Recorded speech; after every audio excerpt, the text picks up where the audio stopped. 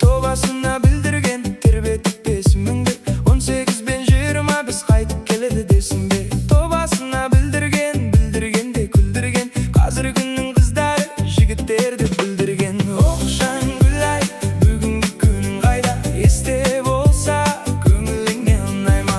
Оқшан гүл-ай, бүгінгі күнің қайда, осындайда сауасына сау сондай ма?